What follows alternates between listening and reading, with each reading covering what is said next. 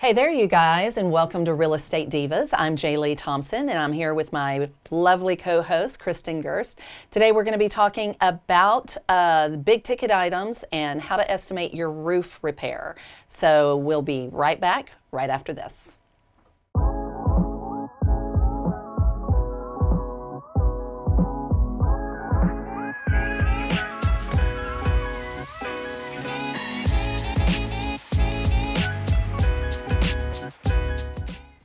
Hello, and today on Real Estate Divas, we are going to be talking about how to quickly estimate your roof repair. And it's not going to sound quickly because this woman next to me, the fabulous Jer'Leigh Thompson, I will challenge you to find somebody on this planet who knows more about roofing than this woman does.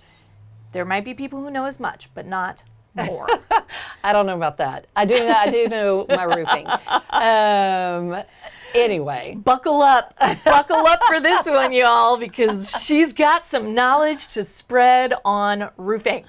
Well, the roofing, that's a big ticket item, you know. I mean, that one's a large one, and a lot of people don't even understand what all goes into it. They're like, shingles, you know. Oh, it's so not just shingles. I mean, I start hanging out with this woman. I can't believe how much goes into bidding a roof. Yeah, it's quite a bit. It can be, and it can add up quick, you know, I mean, because you can get some really expensive roofs. And I only know this, my family's been in the roofing industry for 26 years, so I kind of grew up with it around me. And you started like inspecting roofs. Yeah, I got my insurance adjuster license. I would get up on roofs. I sold roofs, so I know a little bit about roofing. I've threatened to get on a roof in heels. That has not happened yet. That's happening. We're doing that. That's a whole thing. But as far as roofs go, starting with the basics. So starting with the basics, how you measure a roof. A lot of people are like, well, if I know what the square footage is, I know what the roof is, because roofs are measured in squares. A lot of people confuse that with square footage. That's not the way it works. So 100 square feet does not mean that, or they're measured in squares, and 1 square is basically equal to 100 square feet. So is it like a 10 by 10 square? Yeah, so that's basically. So it's a 10 foot by 10 foot square. And so that's how you measure a roof. That's when you're going up there, you're measuring the roof. But just because you have a 2,000 square foot home does not mean that you have a 20 square house, right? Because, I mean, we're thinking about the rectangle, right? The rectangle ranch house, 2,000 square feet, easy. That is not a 20 square roof. No. It's not, and it's not because there are different pitches.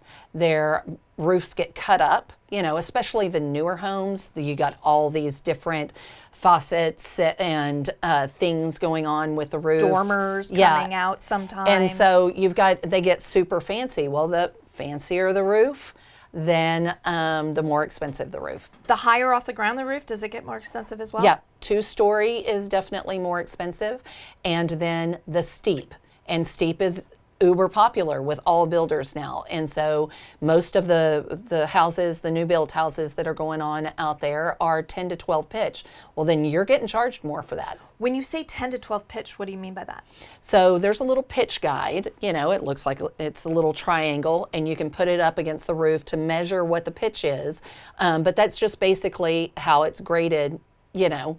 And so the more vertical it gets up, then the pitch goes higher. And so the higher the pitch, the more expensive the roof. For just like a 1970s, early 1980s ranch. Yeah, that's what we call a walk-on. A walk-on. What's the pitch on that? So on that, you're talking like a 3-4. It's not that. It's easy. That I could get be up there on heels. Right. So that's a 3-4. Yeah. Back in the 60s and 50s and 60s, they had them where they were almost flat. Not really flat, but almost. Almost, you couldn't even have attic space up there. Exactly. And those are, what, a 1-2? Really and truly, you're usually at least a 2. So you kind of start at a 2. I mean, there's a 1 in there, but. And then like that typical 1970s square ranch, that's going to be like a 4. And then any of these fancy stuff that we're seeing now where it goes We're talking, it's up. going 7 on up to 12. So, and like I said, that's more waste. It's more dangerous. You know, these guys are up there on your roof, so you have to pay hazard. A hazard fee. Yeah, sure. So once you have the measurements, most people are then asking, like, what kind of roof? What, you know, I want the cheapest roof. Well, yeah, but you got to look around and see what's going on in that neighborhood. And, you know, those 3-dimensional shingles. 3 tabs. 3 tabs look so much better than just the flat ones. Oh, you're talking about the dimensionals. Yeah, the flat ones are the 3 tabs. Oh. And yeah, those are on the cheap. Those are on the cheap. I don't like it where it's just, you know, there's nothing going on except for. It looks like somebody penciled them in. Yeah, no. And really, in people, you know, wholesalers and, well, not wholesalers because they don't overly care here, but flippers need to know, put on something that has the dimension on it. It's going to add, it will add $20,000, $30,000 to the look of that house. It definitely looks better, you know, but again, that depends on, it's kind of like, how do you finish out the houses? When we're looking into houses, we're looking in there and we're going, well, what did they do down the street?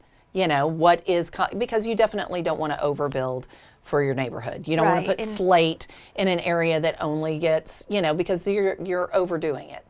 Okay, so yes, and I think it goes back to your original point, very well made. Look at what the neighbors are doing. Yep. If all of the neighbors, you know, have the flat, nothing fancy roof, maybe go for that. Yeah, because that's definitely going to be your cheapest, is the 3 tab. But there's the 3 categories basically are the 3 tab or dimensional, and then there's the architectural. Those are more like the wood, the slate, metal, that kind of thing. Now we're getting super fancy and super expensive. So if you're doing high-end stuff, well, then you might have a dormer that's just copper, you know? Well, what about, and you also have mentioned before, laminated shingles. What are laminated shingles? Laminated shingles, they're the same. They're the same as the dimensional. People have different words for them. What you want to look for is 30-year.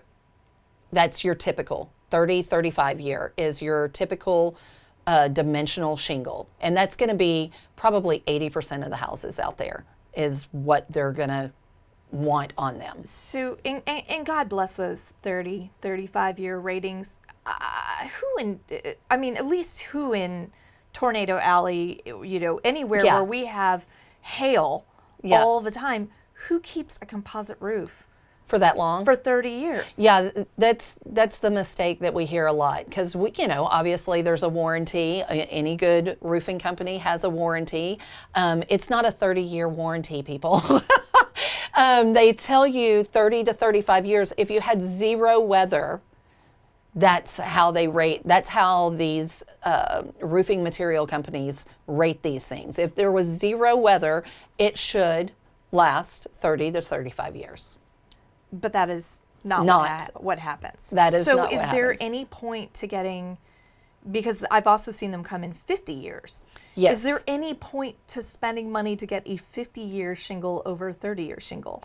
Yes. So that's what we consider, typically they're called class 4, you know, or you want to make sure, because some people, you know, try to call them 50-year and they're not rated as a class 4 roof. And class 4 roof is just a class that gives you a discount with your roof, with your insurance company. And so if you have a class 4 roof, then it's supposed to be weather resistant from hail, high winds, straight line winds, that kind of thing. So a metal roof is typically a class 4. There are dimensional class 4s and you'll get an insurance deduction or discount for those things. If you have a 50-year shingle. But like I said, not all 50-year is going to equal class 4. So you want to make sure it's a class 4 roof if that's what you're going for. Right. So when you're looking at that and trying to decide, are we going to budget that in? Is that a selling feature? It can be, absolutely. To have a class 4? Well, because you're like, okay, yeah, you won't have to, you won't, if you have a metal roof, typically you won't even have to replace it. And if you do, it'll last years. You'll get through several hailstorms. The problem with the metal roof is that while it looks great when it gets first installed, if it's not one of those that looks like slate or it has a different look to it, it's just the not sheet metal, but it's got the ridge or the L ridge or whatever. If it's something like that, it will show the hail marks, and insurance companies will not replace for that. Okay. So anyway, there's a lot of things to consider when you're thinking about a new roof or thinking about what that roof will cost. If a wholesaler's going into a nice neighborhood and this house that they're looking at has wood on it, wood is considered a fire hazard. As it should be. Some insurance companies will not cover it. So then they would have to automatically replace the wood.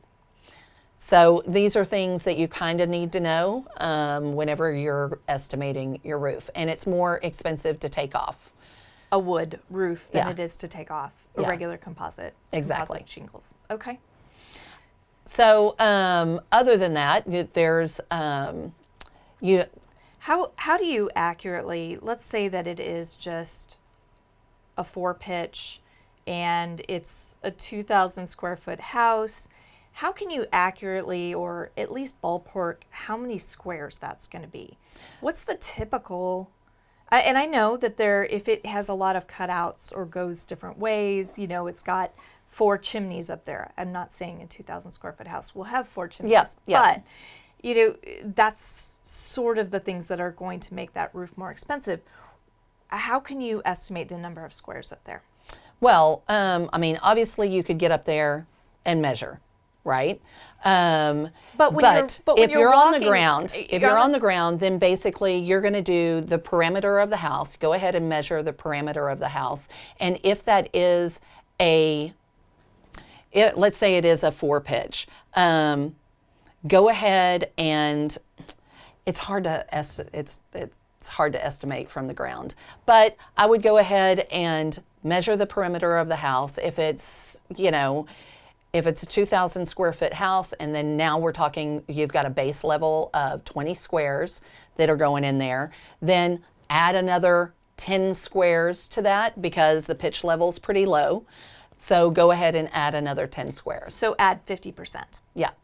Because the waist level, and you don't want to underbid something like that, because if you're not getting on the roof and checking to see if there's 2 layers, because 2 layers means more money. And sometimes you can see 2 layers from the ground. Sometimes you can, yeah. Or 3. I've seen 3, and you'll notice 3 because it'll start to get wavy. Mm-hmm. It won't lay flat. And then when you look at it, you'll be like, how many shingles? Because you'll see this thick. They're stacked. Yeah. And it's really nice when they change colors. Makes it really easy to go, wow, there's multiple shingles on that. Because that one, they were brown at one point, and now they're charcoal color. Well, and, as far as the 3, if you've got 3 layers, well, then now you can't insure that property. One of those layers, if not 2, is going to have to come off. And then you need to, you basically are scrapping all of those shingles. And you're starting fresh. So insurance companies won't insure that, so somebody will have to replace it. Now, as far as pricing goes, as far as per square, we're looking at about $240, and this is 2021 prices, people, they go up every year. Every year, just every like your year. HVAC. Yeah, just it's a racket. Supply and demand, it is a racket. Just like lumber's super expensive right now, and that we'll talk about here in a sec because roofs do have lumber involved. But as far as a 3-tab, your cheapest, we're looking at somewhere around $240 a square. And if we're talking about 30 squares at $240, watch and see if I can do math in my head. So we're talking about $7,200 for your roof. For that roof. Mm-hmm. But I'm assuming that is not replacing any plywood decking. Yeah, that's without decking for sure. Decking is all, I'll talk about all the extras, but decking is definitely extra. And you won't know if you need decking until you're up on the roof. Like if you go ahead and you jump up on that roof, then walking around on that roof, you're going to be able to tell pretty quick if it's soft in places. Sometimes you can tell from the ground the dipping, but sometimes that's just warping of the wood, and there's nothing wrong with the wood. Sometimes just getting in the attic, you can see, was there a bunch of leaks? And you can see where wood's rotting. So, but if they're just ballparking it and they're not getting up on that roof, because when I go and walk a house and decide if I'm going to buy it or not, if I'm even going to make an offer on it, right? Yep. And what I should, okay, this is what it's going to cost me about to repair it. I want to offer this on this property. I want to get this property for this amount. Yeah, I need to know, okay, I've got about 30 squares on that roof. And, I am not one to actually spend the $240. I'm going to go up to $275 to have the three-dimensional. Yep. Three-dimensional? Yes. Yeah, well, yeah. Or the dimensional. Dimensional shingle. Dimensional shingles. Rick, I don't want just that lower end, so I'm going to want the higher. So, yes, it's $275 a square for that. I'm going to round up to $300 for easy math. So I'm looking at like $9,000 to just replace this plain Jane simple roof. Exactly. What are other costs that could be, what if I do need to replace decking? Like they pull off those and they see, oh gosh, this one, we can't keep this deck board. So the decking, because as most people out there know right now, wood is freaking expensive, out of control. It's 300 to 400% more expensive than it was less than a year ago. 6 months ago. Yeah. It's crazy. So just with that in mind, decking, if you have to replace a square, then decking's going to be anywhere from $80 to $100 per square extra. Okay. So that's what you would be looking at. But typically you don't ever see it where you're ripping off every piece of decking and putting it. No, not typically. Although whenever they go in there, that's why the price, sometimes people don't understand. Whenever somebody comes and bids your roof, they're like, it's this price, unless we come across any issues. They get up there, they tear off the roof, and they're like, oh my gosh, you need, 4 new sheets of decking. And so now that's $400, Right. And your price just changed. So your out of pocket just changed, So those are the things that can definitely change the price. If you wanted to make your house more energy efficient and you got the radiant barrier decking, that's more expensive. That's more around the $140 per square. And then, like we talked, the steepness, that changes the price.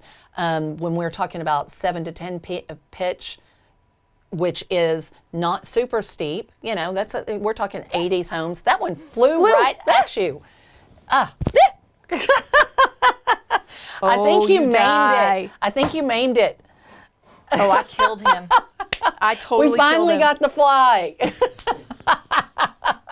Oh, yeah. Okay, so anyway, back to roofs. The 7 to 10 pitch, you're usually looking at $15 to $20 more per square. That's the upcharge for the 7 to 10 pitch. And then 10 to 12, then you're looking anywhere from $25 to $40 per square. So that's part of it. The waste factor, if your house is super cut up, then no, there's going to be a higher waste. Right. So some of those newer, fancier homes or homes that were just built in the late 90s, early 2000s, they started getting really creative with these roof lines. And they get super cut up. Well, it definitely raises the prices. It definitely is a good starting point to know, all right, I'm going to go look at this 2,000 square foot house. That's about 30 square because it's just the plain Jane roof pitch. And I know that was $225, $250 per square. Right. Yep. So it's a good rule of thumb to just have those numbers in your head. And these are things like Google Maps and looking the property up on the tax rolls. You already can look this stuff up and have a ballpark in your brain before you Before you ever even show get up to there. the appointment, so that you don't have to do the math there. You're not trying to build in that repair cost while you're walking the property. So basically, and then with the steepness, if you know, okay, this is a steeper roof, I'm going to be adding Yep, $20 per square exactly. on top of what I have. Yep. And, you know, if you're a wholesaler, nobody's expecting you to be an expert and being spot on with the repair cost. But they're expecting you to be in the ballpark, you know? Like, not everything I've you seen walk it. into is a $20,000 rehab. I have, exactly. And I have seen it where somebody's like, oh, it's a $5,000 new roof. And I'm like, when? What? Yeah. I'm like, when? Yeah. When were they doing roofs for $5,000? I'm like, maybe like 20 years ago. I mean, is it a 2-bedroom, 1-bath? Maybe. You know, is Right, it a, it's not gonna is be- it a 1,300 square foot home? You know, maybe. But I mean, that also brings us back to, don't just hire a chuck in the truck to do it if you're the flipper. If you don't have those contractors and somebody asked you for money up front, don't give them money up front. You may never see them again, or you may get half a roof, you know? And I've known that people. Yeah, it happens every storm season. Unfortunately, it happens every single time. Right. But those are great rules of thumb of putting those numbers together before you ever show up to the appointment. Just like the other, you know, segments that we've done on the HVAC, the foundation, and electrical. All of those, some of these are numbers that you can go ahead, have in your head, have in your little black book before you ever get to the appointment. And that's how I've always done it. You know, I will have just notes and go, okay, this house is going to be about this many squares. Know the squares before you get there. Mm-hmm. You know what you're going to pay for it. Either you're going to pay $250 because you're like, I want the cheapest roof possible. Yep. Or you're going to spend the $300 because you want something that looks a lot more expensive. Yeah. And you'll make that decision before you even go see that property. Yeah, because you've already looked at the neighborhood and seen what the norm is. So, I mean, if y'all have any questions about the roof, that's just right now, that is your general, like, ballpark numbers for putting a number on getting a new roof. Excellent. Well, thanks for joining us on this segment of how to cost estimate your roofs whenever you're trying to figure out what that repair number is. And then also check out our other shows that have to do with electrical, foundation, and HVAC. Thanks for joining Real Estate Divas. I'm Jer'Leigh Thompson. And I'm Kristin Gerst. Check the mic and make sure it sound right, boys.